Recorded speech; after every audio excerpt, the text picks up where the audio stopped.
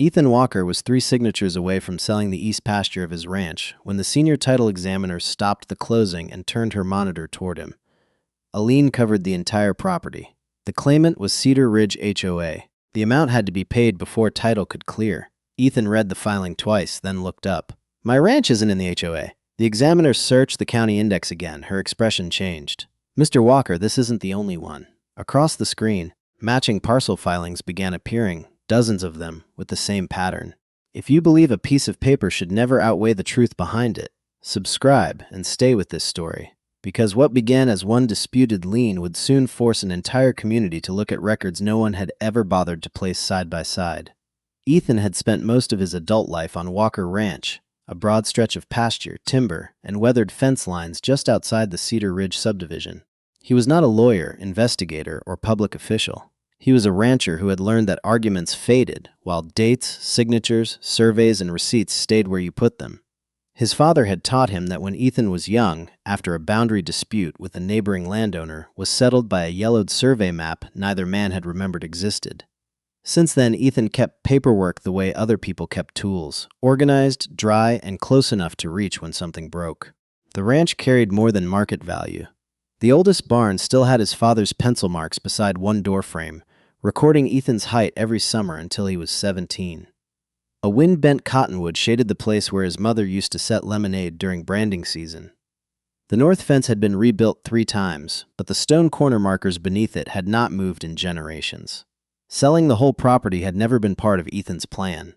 The east pasture was different.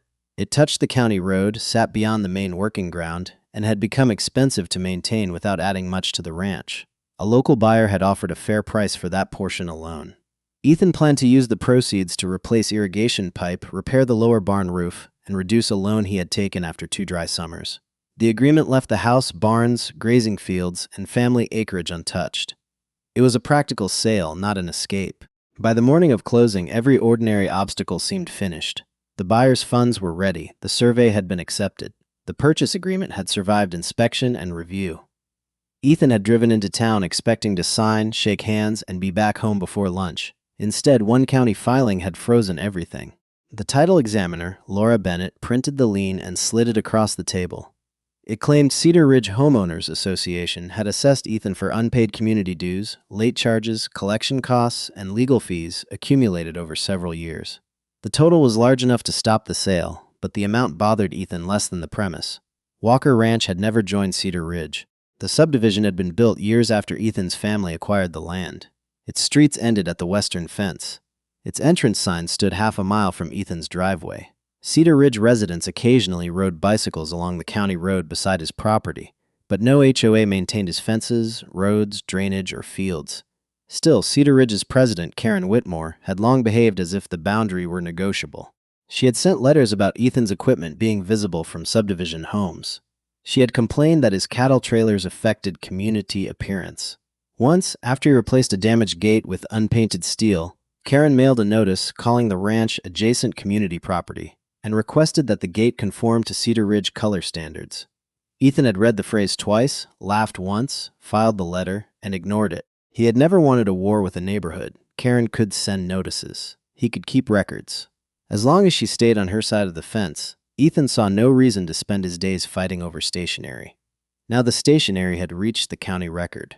Back at the ranch that afternoon, Ethan carried the certified lien to the small office off his kitchen. He opened the metal filing cabinet where he kept deeds, tax statements, surveys, easements, and correspondence. The original deed was in the top drawer. Beneath it was an older boundary survey showing the ranch and Cedar Ridge as separate parcels. In another folder were years of letters from Karen. He spread them across the desk. The language changed from year to year, but one detail repeated in small print at the bottom of several notices: collection services provided by Valley Compliance Group. Ethan looked at the certified lien again. The same name appeared beneath Karen Whitmore's signature. That was the first connection he could actually document. The next morning, Ethan did not drive to Karen's office demanding answers. He drove first to the county recorder and paid for a certified copy of the lien. He wanted the document exactly as it existed in the public record, not a screenshot Karen could later dismiss, and not a photocopy anyone could claim had been altered. The filing said Cedar Ridge HOA had authority under a community covenant to collect assessments from Walker Ranch. It listed years of unpaid dues, accumulated penalties, attorney fees, and collection charges. At the bottom was a notarized signature and a declaration that proper notice had been provided to the property owner. Ethan knew he had received no such notice. He called Karen and asked for a meeting. She agreed quickly, almost as if she had been expecting him. Karen Whitmore met him in the Cedar Ridge Clubhouse conference room, wearing the composed expression she used at board meetings. A leather folder sat in front of her, already open. She did not ask what Ethan wanted. "You're here about the lien," she said. "I'm here about the document behind it." Karen folded her hands. "Your property has been subject to the community covenant for years. You ignored assessments, notices, and opportunities to resolve the balance. The lien is the result." Ethan placed the certified copy on the table. "I need the recorded covenant." Karen's expression tightened slightly. "You have the lien. I need the covenant it relies on." She opened her folder and removed several pages. Ethan did not touch them yet. What date was the covenant recorded? Karen gave him a year. "What instrument number?" She paused. "That information is in the association records." "What parcel number does the covenant attach to?" "You know which property we're discussing." "I know my parcel number. I'm asking which one appears on your covenant." Her smile disappeared. Ethan continued in the same tone. "I also need the board resolution authorizing the lien, the assessment ledger showing each charge, copies of every notice you say was sent, proof of delivery, and the authority showing Cedar Ridge can assess land outside the subdivision plat." Karen leaned back. "You can turn this into a paperwork exercise if you want. It won't change the options. Pay the balance and the association will release the lien. Refuse, and your closing fails." Ethan finally picked up the pages she had placed on the table. They were photocopies. The first page carried language describing a community covenant. Another included a legal description. The final page had what appeared to be an old recording stamp, but the copy was soft enough that several characters were unreadable. Ethan took out his phone. Karen lifted a hand. "You may not photograph association documents, then provide a certified copy. These are sufficient. For you, maybe." He slid the pages back. Karen's voice sharpened. "Mr. Walker, you are not the first property owner who decided rules should not apply to him. And you're not answering the question." For the first time, anger showed plainly on her face. Ethan stood. "Send the certified documents to the title company. They can review them." He left without raising his voice. At Walker Ranch, he opened the old survey and compared it to the legal description Karen had shown him. One boundary call was wrong. The covenant photocopy described a line continuing east from a monument that did not define Ethan's tract. On the survey, that line belonged to the original subdivision parcel before later lots were carved from it. Ethan sent the discrepancy to Laura Bennett. 2 hours later, Laura called. "We checked the chain of title back through the subdivision development," she said. "There is no recorded Cedar Ridge covenant attaching to Walker Ranch. Not under the current parcel, not under the parent tract, and not under the legal description Karen gave you." "So the covenant doesn't exist?" "I'm saying we cannot find a recorded instrument that gives this HOA the authority claimed in the lien." That should have been enough to make Ethan feel relieved. Instead, Laura kept talking. "The lien was still accepted for recording, and I wanted to know why. So I checked the notary block." Ethan waited. Laura read the identifier aloud. "I've seen that number before," she said. "A few months ago, we had another closing delayed by an HOA lien that didn't make sense. Different homeowner, same notary identifier." Ethan looked at the certified paper on his desk. "How different?" Laura's answer came quietly. "Different property. Same kind of problem." And that changed everything. Laura did not speculate. She opened the county index and started with the notary identifier. Ethan stayed on the phone while she searched. The first additional filing appeared within minutes. It involved a retired couple on the southern edge of Cedar Ridge. Their lien had been recorded 11 months earlier, just 4 days before they refinanced their home. The amount was different from Ethan's, but the document structure looked nearly identical. Unpaid assessments, layered late fees, legal charges, collection costs, the same declaration of notice, and the same notary identifier. Laura searched the HOA name next. A third lien appeared, then a fourth. By noon, there were 6. The properties were not identical. 2 sat inside Cedar Ridge. One touched the subdivision boundary. Another was across a county access road. One belonged to an estate being transferred after the owner died. Another had been involved in a reverse mortgage. Yet each filing used familiar language, similar fee categories, and a demand structure that turned an ordinary title issue into an urgent deadline. Laura built a comparison table. The first column showed recording date. The second showed transaction date. The third showed the amount claimed. The fourth identified the preparer. The fifth listed the mailing address on the lien. Then came the notary number, the collection company, and the date each lien was released. A pattern emerged before either of them said it aloud. The liens did not appear randomly. They appeared when the property owner needed clear title. One had been recorded 6 days before a scheduled sale. Another had appeared 9 days before a refinance. The estate property had been hit shortly before heirs attempted a transfer. The reverse mortgage file showed the same sequence. Lien first, demand letter second, payment under pressure, release immediately afterward. Ethan drove back to the title office. Laura had spread certified copies across a conference table beside parcel maps. She used a pencil to circle the legal descriptions. "This one is unquestionably inside Cedar Ridge," she said, pointing to the first file. "This one might be subject to some association obligation, depending on the original documents. But this one," she moved to a property beyond the platted boundary, "doesn't appear to be." Ethan studied the filing. Same notary. Same preparer format too. What about the mailing address? Laura tapped another column. 3 of the 6 use Valley Compliance Group. 2 write correspondence through the HOA office. 1 uses a post office box. She opened the county image for a satisfaction of lien. This homeowner paid. The release had been recorded 2 days after the title issue was resolved. "Can we see what they paid?" Ethan asked. "Not from the county record, but the title file may contain a payoff statement if the owner authorizes release." Laura stopped. There was a line she would not cross, and Ethan understood it immediately. These were other people's files. A suspicious pattern did not give him the right to invade their private records. "So what can we verify publicly?" he asked. "Recording timestamps, legal descriptions, parcel boundaries, lien amounts, release dates, the names on the instruments, and anything else in the public index. Then start there." They did.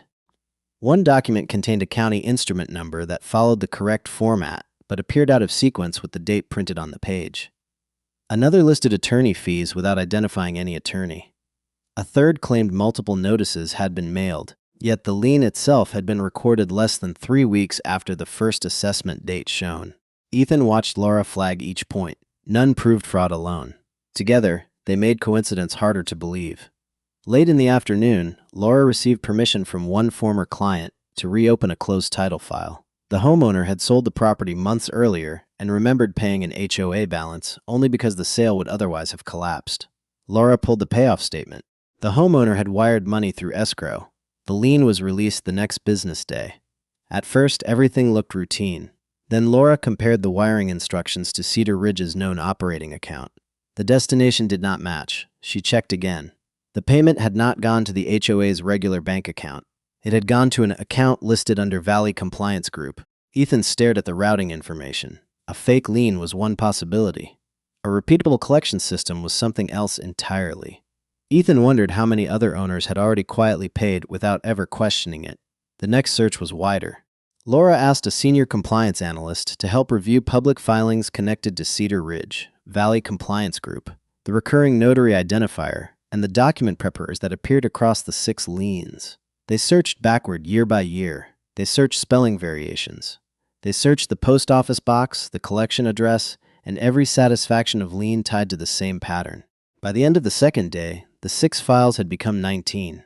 By the end of the week, they had 48 properties on the screen, including Ethan's ranch, 47 other owners. The number changed the room. Until then, every anomaly could still be described as a mistake, a dispute, or an aggressive collections practice. 47 separate owners made that explanation harder to sustain. Laura sorted the names by age and transaction type, using information already present in title records and public filings. A disturbing concentration appeared. Many owners had held their homes for decades. Several were retirees. Some were widowed. Others were adult children trying to settle a parent's estate. In file after file, the lien appeared when the owner had little time to fight. One name kept coming up because the payment had been unusually large. Margaret Hale. She was 76 and had sold a small brick house near the older section of Cedar Ridge 8 months earlier. Laura contacted her only after obtaining permission through the prior title file. Margaret agreed to meet at the office. She arrived carrying a grocery store envelope filled with documents. "I almost threw these away," she said. Inside were letters from Cedar Ridge HOA, a payoff demand, a copy of a lien, and a receipt from the closing. Margaret explained that the house had belonged to her and her husband for 39 years. After he died, the property became too much for her to manage alone. She decided to sell and move closer to her daughter. 3 days before closing, the title company told her an HOA lien had to be satisfied. "I thought I must have missed something after Harold got sick," she said. "There was so much mail, hospital bills, insurance. I figured I had made a mistake." The demand totaled more than $20,000. Margaret had protested once by phone. She remembered speaking with a woman at the association office who told her legal fees would keep increasing if she delayed the sale. "So I paid," Margaret said. "What else was I supposed to do?" The buyers were ready to walk. Ethan sat across from her but did not interrupt. "What did you think the money was for?" Laura asked. "Dues, fines, lawyers. I didn't understand all of it." Margaret looked embarrassed. That bothered Ethan more than the amount. She still believed the confusion belonged to her. Laura compared Margaret's documents with the others. The demand letter used the same fee labels as Ethan's lien. The release followed payment almost immediately. The wiring instructions pointed to Valley Compliance Group. Margaret's parcel was inside the older development area, which meant there could have been legitimate HOA obligations somewhere in the history. But the specific charges did not align with the records Laura could verify, and the timing matched the broader pattern almost perfectly. Other owners began responding. A retired teacher had paid to protect a refinance rate that was about to expire. A widower settling his wife's estate had been told a lien would delay transfer to his children. A couple in their 80s had borrowed money from family to clear a claim before moving into assisted living. Not everyone had paid. Some transactions had simply failed. Others had been delayed until buyers walked away. Laura added the known lien amounts. The total climbed into hundreds of thousands of dollars. Then she added the dates. The pattern stretched across years. One ranch had become 6 files. 6 had become 48 properties. And the question was no longer whether Ethan's paperwork was wrong. The question was how many people had been pressured by the same machinery. Ethan began comparing receipts. Several carried the same vendor name, Valley Compliance Group. He searched the company's listed business address on the state registration record. The address belonged to a small commercial mailbox center between a dry cleaner and a shipping store. No compliance office, no visible staff, no sign on the building. Just a numbered box where money notices seemed to lead. The discovery did not prove who controlled the company, but it gave Ethan a place to look. A vendor had become a mailbox, and behind that mailbox was a financial trail homeowners had never compared. Ethan could have driven straight to the HOA office with Margaret's receipt in his hand and demanded an explanation. Instead, he did the opposite. He made copies.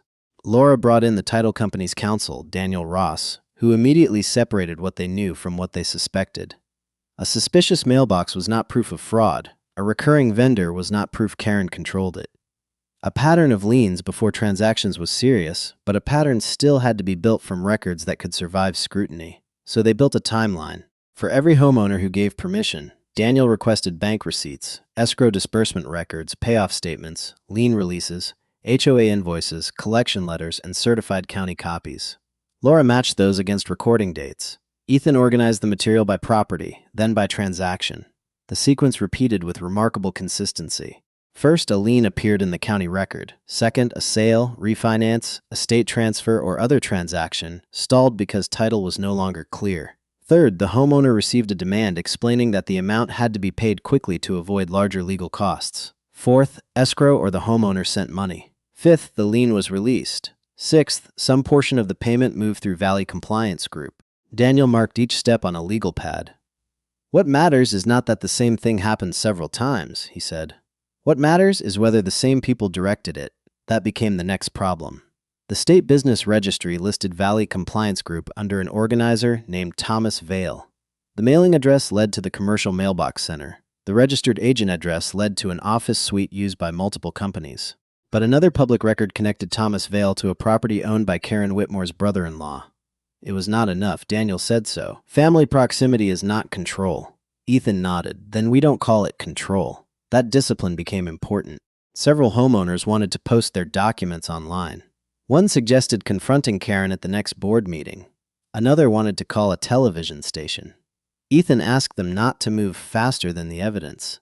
"If this is what it looks like," he told Margaret, "the worst thing we can do is give someone time to turn it into a shouting match." Margaret looked at the folders spread across the table. "So we wait, we verify." The distinction mattered. Daniel sent preservation requests where appropriate. Laura continued comparing releases and payoff statements. The title company's compliance department began logging every document source, so no one could later argue that files had been mixed together. Then a former Cedar Ridge employee called. Her name was Rachel Kim, and she had worked in the HOA office for almost 4 years before leaving the previous spring. She had heard from a neighbor that old liens were being reviewed. Rachel would not speak by phone. They met at a coffee shop outside the subdivision. She looked nervous before anyone asked a question. "I don't know if what I saw was illegal," she said. "I just know it stopped feeling normal." Rachel described a spreadsheet Karen kept separate from the standard delinquency report. Staff members were told to note homes that appeared likely to sell, refinance, or transfer. Sources included listing websites, calls from title companies, lender questionnaires, estate notices, and requests for account status. "What was the spreadsheet called?" Daniel asked. Rachel thought for a moment. "Transition properties." What did that mean? That was Karen's term. Properties where the owner had a reason to need something quickly. Ethan felt the room grow still. Rachel said Karen sometimes asked staff to flag those addresses and forward them to Valley Compliance Group. Did she say why? She said old balances had more leverage when an owner needed clear title. Daniel did not react. "Did you ever see her create a lien?" "No." "Did you see her direct anyone to create a false lien?" "No." Rachel looked down, but saw for track who was selling. "And I saw names move from that spreadsheet into collection folders. That was not a conclusion. It was a direction." For the first time, they had a witness describing how targets might have been selected. And the selection had nothing to do with who owed the most. It had to do with who was under the most pressure. Karen reacted before Ethan ever accused her publicly. The first letter came from an attorney representing Cedar Ridge HOA. It ordered Ethan to stop contacting association members about confidential financial matters, accused him of interfering with lawful collections, and warned that continued activity could expose him to claims for harassment and business interference. Ethan handed it to Daniel. Daniel read it once and placed it beside the other documents. "Do not respond emotionally," he said. Ethan had no intention of doing that. The next move was broader. Karen sent a community email telling residents that outside interests were spreading misinformation about legitimate HOA enforcement. She described the dispute as an effort by a wealthy ranch owner to avoid obligations that homeowners had paid for years. She never mentioned Ethan by name, but everyone in Cedar Ridge knew who she meant. Then she contacted the title company. Laura received a demand that she stop sharing association records with third parties. The letter claimed Cedar Ridge's liens were lawful and described any irregularities as clerical matters caused by an outside vendor. Daniel replied with one sentence that mattered. The title company was reviewing public records and its own authorized files. Karen could not order them to forget what they had already verified. 2 days later, she called an emergency board session. Rachel heard about it from a former coworker. According to the agenda, the board would clarify historical enforcement authority and ratify prior collection actions. Daniel immediately noticed the word ratify. "You ratify something when you're worried the original authorization is weak," he said. At the meeting, Karen presented a stack of resolutions supposedly documenting the HOA's past authority to pursue delinquent accounts. Some board members signed new documents confirming that earlier enforcement had reflected association policy. The paperwork was meant to close gaps. Instead, it created another one. A board member forwarded one of the PDFs to Daniel after becoming uneasy about the language. The document stated that a particular resolution had been adopted several years earlier. The footer carried that old date. The body referred to procedures that Karen insisted had been in place ever since. But the PDF metadata told a different story. The file had been created 3 days ago, modified twice the following morning, exported from a current version of Office software. That alone did not prove the underlying resolution had never existed. Someone could have recreated an old document from paper records. Daniel insisted on that distinction, so he asked for the original minutes. The HOA did not provide them. Instead, Karen escalated. Several homeowners who had agreed to speak with Laura received letters offering to waive any remaining balance if they signed settlement agreements. The agreements included confidentiality language and broad releases covering prior collection actions. Margaret received one. She brought it to Ethan unopened, except for the outer envelope. "They say I could still owe more," she said. Daniel read the offer. Margaret had already paid more than $20,000. The agreement proposed to forgive an additional balance she had never heard of, provided she released Cedar Ridge, its board, employees, agents, and vendors from claims connected to past assessments and collections. Ethan looked at Daniel. "Why offer a release if everything was proper?" Daniel raised a hand. "That is a question, not proof." The discipline was frustrating, but it kept them from outrunning the facts. Karen then sent another message to Cedar Ridge residents, saying the association was being targeted by people who wanted to destroy community governance. She said elderly homeowners were being frightened by misinformation. She suggested Ethan's ranch sale had motivated the entire campaign. For a few days, the strategy worked. Then the preservation issue changed everything again. Daniel had been preparing formal notices instructing the HOA and Valley Compliance Group to preserve electronic records relevant to the disputed liens. Before those notices were fully delivered, Rachel called. A former coworker had told her folders were disappearing from the shared drive. Daniel immediately contacted the HOA's counsel and demanded that routine deletion and alteration of potentially relevant records stop. The response came back that Cedar Ridge had recently undergone server maintenance. Laura asked whether backups existed. No clear answer came. Then one board member quietly provided screenshots from the prior week. Several directories visible in those images no longer appeared in the system. They were not minor folders. Their names included collections, transitions, payoff tracking, and vendor correspondence. Karen's position was that everything could be explained as clerical confusion. At the same moment, digital records connected to that confusion were vanishing. For the first time, Daniel stopped using the word irregularity. Now, he said, we have a preservation problem. The moment deleted records became part of the picture, the title company changed how it handled the case. Laura's review moved from an internal title problem to the legal and compliance team. Certified county documents were copied into a controlled file. Homeowners who had provided records were asked not to edit emails, rename attachments, discard letters, throw away bank statements. Daniel wanted every document to remain tied to its original source. The county recorder's office was also notified that multiple instruments were being questioned. Its staff did not declare the liens fraudulent. They began checking recording procedures, instrument numbers, notarization details, and whether any documents had been rejected and resubmitted.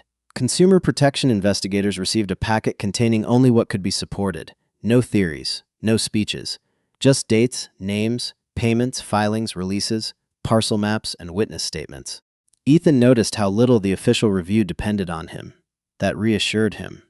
He had started because his ranch sale was blocked, but if the case remained nothing more than Ethan Walker versus Karen Whitmore, Karen could always claim personal hostility. Independent verification changed the shape of the conflict. An investigator named Melissa Grant interviewed Ethan first. She asked where he had obtained every document. She asked whether he had altered any copies. She asked what Karen had personally said to him and separated that from what he had heard from others. When Ethan tried to describe the pattern, Melissa stopped him. I'll decide whether there's a pattern after I see the records. Ethan almost smiled. That was exactly what he wanted. Melissa interviewed Laura separately, then Margaret, then Rachel. She requested certified instruments directly from the county rather than relying on Ethan's copies. She obtained authorized closing records from several homeowners. She compared the payment path herself. The same sequence reappeared. More importantly, earlier complaints began surfacing. A retired engineer had challenged a Cedar Ridge lien 2 years before Ethan's closing. He had written to the county, the HOA, and a local attorney. The issue was eventually resolved when the lien disappeared, but no one connected his complaint to any other homeowner. A widow had questioned fees during a refinance the following year. Her lender treated it as a private HOA dispute. Another family had complained that a lien appeared during an estate transfer, even though they could not find supporting assessment notices.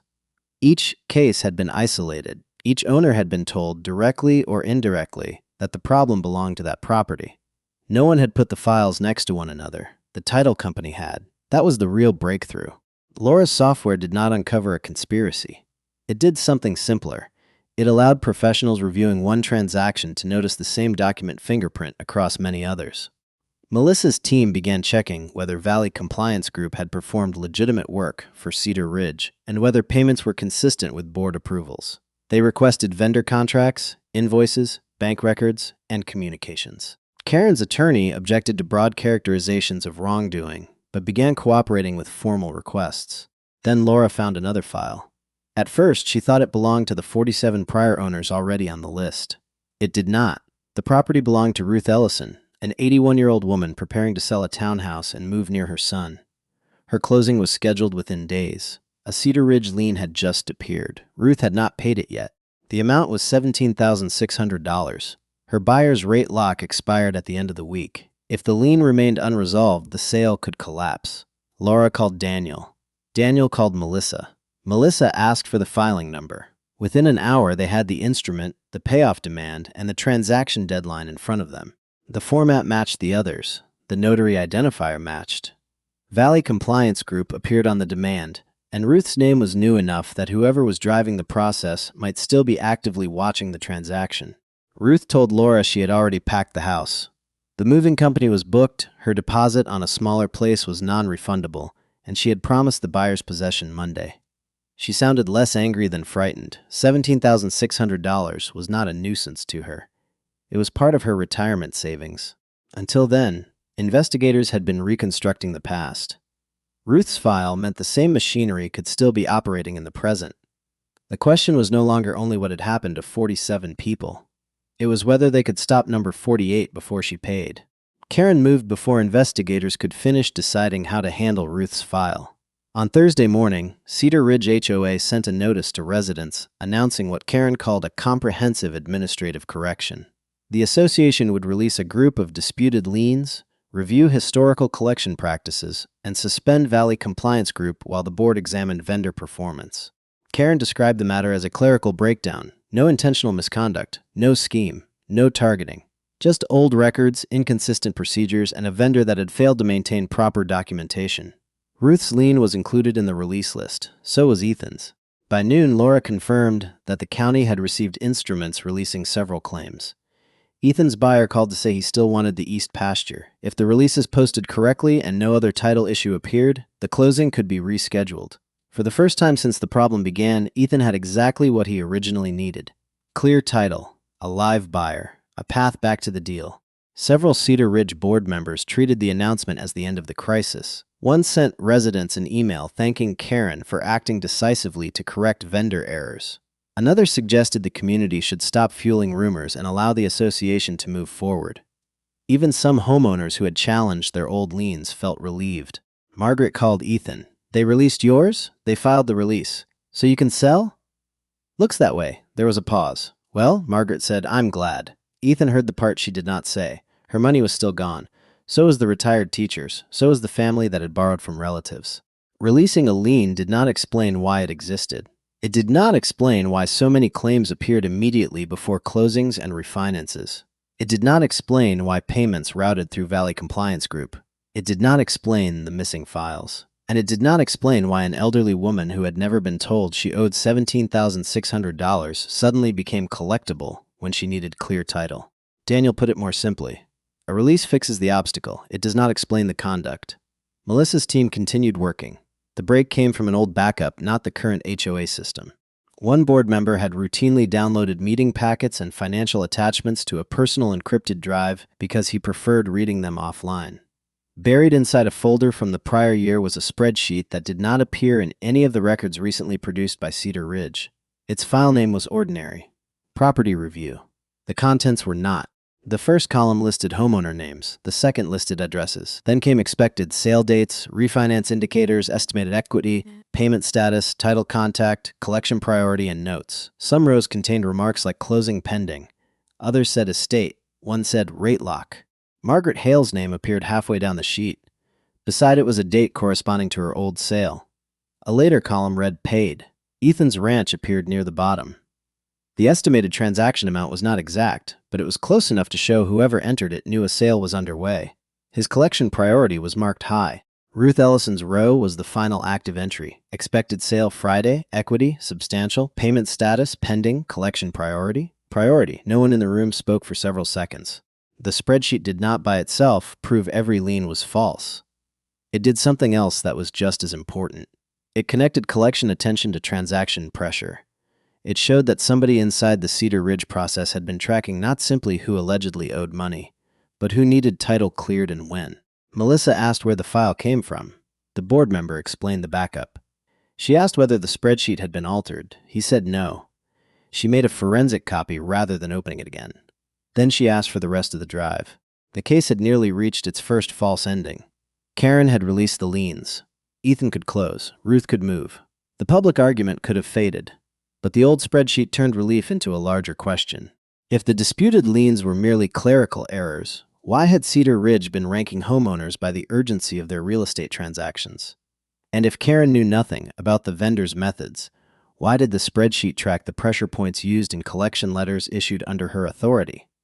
The releases no longer looked like resolution. Karen scheduled the next Cedar Ridge meeting for Tuesday evening. The agenda promised order. She expected control. Ethan arrived 10 minutes early carrying one folder. Margaret Hale walked in behind him with hers. Then Ruth Ellison. Then the retired teacher. Then the widower whose estate transfer had stalled. Then couples, adult children, former owners, and representatives of homeowners who could not attend. Each carried paper. The clubhouse chairs filled faster than Karen's staff could arrange them. People stood along the back wall. Some had driven from other counties after moving away from Cedar Ridge years earlier. Others had lived within 3 streets of one another and never realized they had gone through the same experience. Karen sat at the center of the board table in a dark blazer. The meeting agenda aligned precisely in front of her. She tapped the microphone. "This meeting will come to order." The room quieted. Karen read from her statement. She said Cedar Ridge had discovered documentation inconsistencies tied to a former vendor. She emphasized that liens had been released where appropriate. She warned against assuming intentional wrongdoing from administrative errors and said the board would not permit a private land dispute to become a campaign against the association. Ethan did not interrupt. When public comment began, Karen called his name first. He stood. "My issue is already documented," he said. "I'd rather the people who paid speak before I do." He sat down. Karen's jaw tightened. Margaret approached the microphone. She did not give a speech. She held up her closing statement and said, "I paid $21,400 because I was told I could not sell my home without paying it." Karen leaned toward the microphone. "Mrs. Hale, individual account information cannot be adjudicated in open session." Margaret nodded. "I'm not asking you to adjudicate it. I'm telling them what happened." She turned toward the room. The retired teacher followed. Then the widower. Then a woman speaking for her parents. Their amounts differed. Their circumstances differed. The timing did not. Laura Bennett was there with Daniel Ross and had permission to present a limited comparison of public title records and voluntarily supplied documents. A screen descended behind the board. Laura started with Ethan's survey. The boundary line showed Walker Ranch outside the Cedar Ridge plat. Next came the certified lien. Then the chain of title search showing no recorded covenant that attached Cedar Ridge Assessment Authority to the ranch. Karen interrupted. "We have already released that lien." Laura nodded. "Yes." The next slide showed 6 filings, then 19, then 48 properties. Across the screen were recording dates, transaction dates, release dates, and recurring document identifiers. A heading at the top read, "Matching lien review, no accusation, just comparison." Karen objected that the properties had different legal histories. Daniel agreed. "That is why each file is being reviewed individually." The answer removed Karen's easiest defense. No one was claiming every property was identical. They were showing that the process repeated. Laura displayed payment receipts from homeowners who had authorized disclosure. Several routed funds through Valley Compliance Group. Karen said the vendor had handled collections independently. Laura moved to the next slide. The recovered spreadsheet appeared. Expected sale, refinance, equity, payment status, collection priority. The room changed. Residents stopped whispering. Karen's face hardened. "That document has not been authenticated by this board." Daniel answered from his seat. "A forensic copy has been preserved. Investigators will determine authenticity." Karen tried to move the meeting forward. "We will not conduct an investigation from the floor." A man seated at the end of the board table raised his hand. His name was Peter Lang, a Cedar Ridge board member who had rarely spoken during the previous weeks. Karen looked at him. "Peter, not now. He stood anyway. I think now is exactly when." He carried an encrypted drive in one hand. Peter said he had saved board packets and email archives for years because Karen frequently circulated revised materials between meetings. When he learned directories were missing from the shared system, he compared his copies with the current files. The differences were not small. Karen told him to sit down. He did not. Peter walked past the board table and placed the drive beside Daniel. "I gave a copy to investigators this afternoon," he said. Karen stared at him. Peter continued. "There are emails on there about the vendor and about these properties." For the first time that evening, Karen had no procedural answer ready. Behind Ethan, dozens of homeowners sat holding nearly identical folders. For years, each had believed their problem was private. Now every folder was in the same room, and Karen could no longer control the story by dealing with them one at a time. Karen recovered quickly enough to try one final defense. She said Valley Compliance Group had been an outside contractor. She said vendors were responsible for preparing their own notices, maintaining their own files, and following applicable law. She said the board had relied on information provided to it, and that any improper lien would have been the result of unauthorized conduct outside Cedar Ridge's control. Peter Lang looked at Daniel. Daniel did not argue. He opened the copy of the archive Peter had provided. The first email was from Karen to Thomas Vale. Subject: Hail Closing. Karen wrote that Margaret's sale was scheduled for the end of the month and asked whether the account could be resolved before title clears. A reply from Vale listed a proposed demand amount. Karen answered, "Proceed." The next email concerned the retired teacher's refinance. Karen asked when the rate lock expired. Another message concerned an estate property. Karen requested that the file be moved ahead of routine delinquencies because transfer documents were already being prepared. Then came Ethan's ranch. Peter's archive contained an email chain from the week before the lien was recorded. A staff member had told Karen the title company was requesting information about a pending sale of the east pasture. Karen forwarded the message to Vale. High equity. Closing soon. Review all available assessment authority. Vale replied with a draft amount. Karen asked whether legal and collection fees could be included. The next message contained the total that later appeared on Ethan's lien. No one in the room moved. Karen leaned toward the microphone. These emails are being stripped of context. Melissa Grant, seated near the back with another investigator, spoke for the first time. That context will be reviewed through the proper process. Karen turned toward her. The room suddenly understood that the investigators had not come to watch a neighborhood argument. They had come because the evidence had moved beyond one. Karen tried another explanation. She said staff had handled many of the accounts. Peter's archive contained payment authorization emails. She said the treasurer controlled disbursements. Bank approvals showed Karen had been copied on vendor payment summaries and had approved several collection invoices. She said Valley Compliance Group determined which properties needed legal action. The recovered spreadsheet had been circulated from Karen's account. Each defense narrowed the space around her. Property transaction information reached the HOA. Karen forwarded or discussed that information with Valley Compliance Group. Demand amounts were proposed. Karen approved or encouraged action. Liens appeared. Money moved, releases followed, and the same sequence repeated across homeowners who had believed they were alone. Karen looked at Ethan. You did this because you didn't want to pay one bill. Ethan stood. The room stayed silent. He could have answered with anger. He could have listed every lie, every delay, every person in the room. He did not. My bill was the reason someone looked, he said. The records are the reason they kept looking. Then he sat down. That was enough. Karen had begun the story with a paper claiming authority over Ethan's land. Now paper surrounded her from every direction. Certified liens, surveys, receipts, emails, timestamps, account records, release documents, and the spreadsheet that ranked homeowners by pressure. The same weapon had reverse direction. Peter's archive included one more set of messages. They linked Valley Compliance Group's organizer, Thomas Vale, to payments involving a consulting entity associated with Karen's brother-in-law. Investigators would still have to trace the money formally. No one in the room could declare what every transfer meant, but Karen could no longer dismiss Valley Compliance Group as a stranger. Melissa closed her notebook. She and the other investigators stood. There would be no dramatic vote removing Karen that night. No handcuffs in the clubhouse, no instant verdict. What happened next was quieter and far more serious. Melissa told the board that records connected to the disputed liens and vendor relationship were now part of an active investigation and must be preserved. The meeting ended under instructions, not applause. Karen remained seated while homeowners filed past her with their folders. The case had crossed a line. It was no longer a question of whether Cedar Ridge had made mistakes. It was a question of who had directed them, who had benefited, and how many people had paid, because no one had compared the records soon enough. The investigation did not produce an overnight ending. It produced months of work. County staff reviewed disputed instruments one by one. Title professionals reconstructed chains of title. Bank records were compared with payoff statements.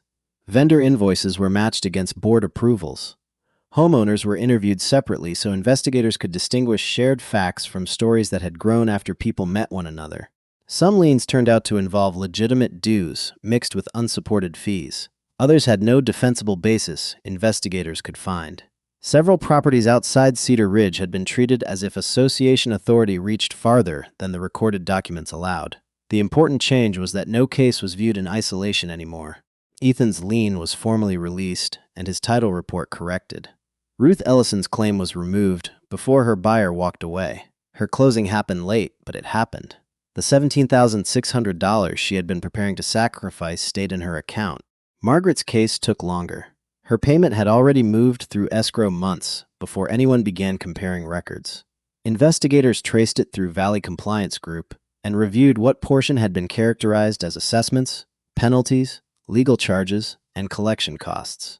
Margaret received written confirmation that substantial charges collected from her could not be supported by the records produced.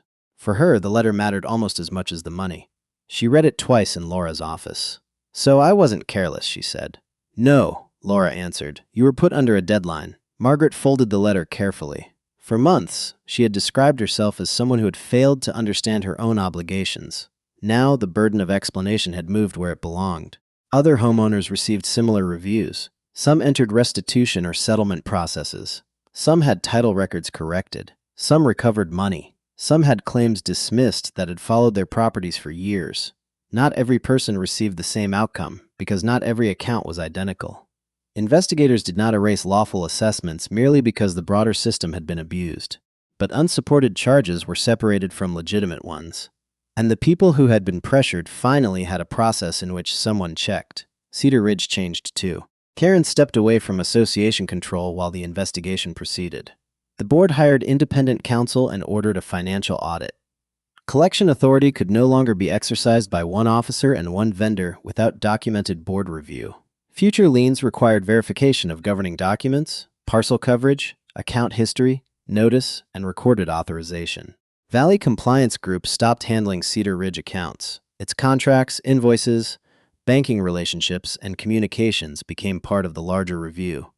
Investigators traced connections among Thomas Vale, the vendor, and consulting payments involving people close to Karen. Those findings moved into formal legal proceedings where evidence, intent, and responsibility would be decided under rules far stricter than a community meeting. Charges related to false filings, financial misconduct, and improper collection practices were pursued where investigators and prosecutors believed the evidence supported them. People who had once received threatening letters alone were now represented by organized records. Board decisions were subject to independent review. Vendor payments were audited. Questioned liens could no longer disappear quietly after a homeowner paid. And every new title problem triggered comparison against the older files. Ethan's buyer never withdrew. Once the East Pasture title was clear, the parties returned to the closing table. The price remained the same. Ethan signed the documents he had expected to sign months earlier.